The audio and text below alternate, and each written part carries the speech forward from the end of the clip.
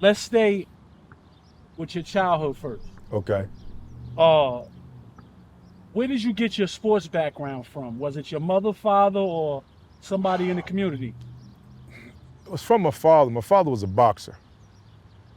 He didn't care about basketball. He didn't care about football.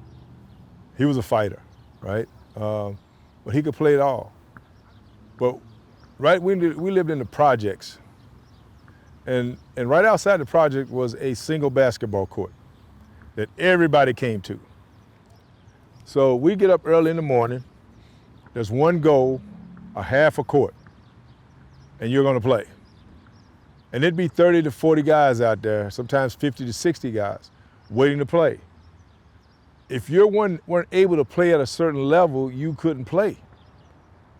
So we had to work a lot. We had to train a lot. I'd go out there and play in the snow. I'd play in the day, and I'd go one-on-one with myself. I'd go one-on-one with everybody else, right? And then I had a older uncle that I would play against, and then he left town, and then there was another young man that would come and play all the time. His name was Charles Marshall, who was a relative of mine.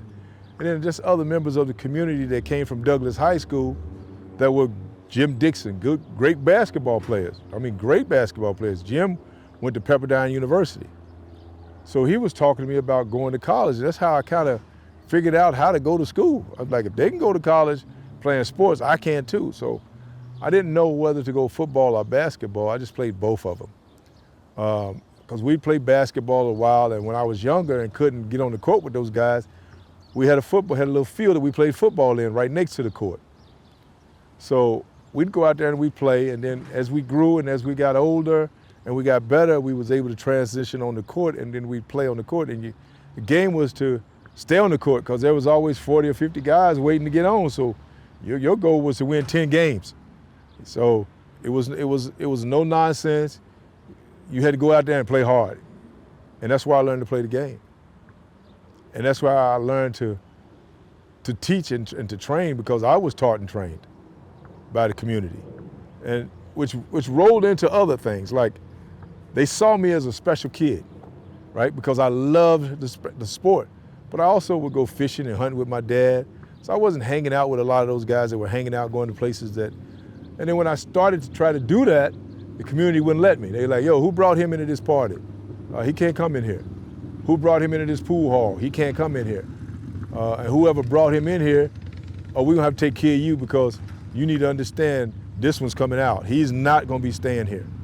So the community got behind me and they pushed me. A few of the athletes in the community that didn't make it saw that I had an opportunity to make it.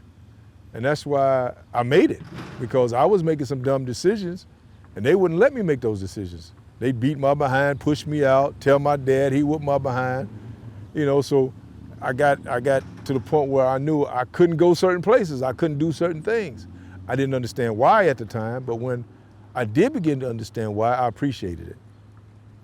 So that's how I really caught on to training and developing, athletes, because I took the knowledge that they gave me, the Pierre Jacksons, the John Burses. John Burse was one of the guys that played professional baseball, right? And he played football and he played basketball. He ran the youth center. And he used to tell me all the time, he hunt and fish, and we used to hunt together with my dad. And he would talk to me all the time about athletics and my capabilities. So he inspired me and encouraged me in places and in times where I needed it.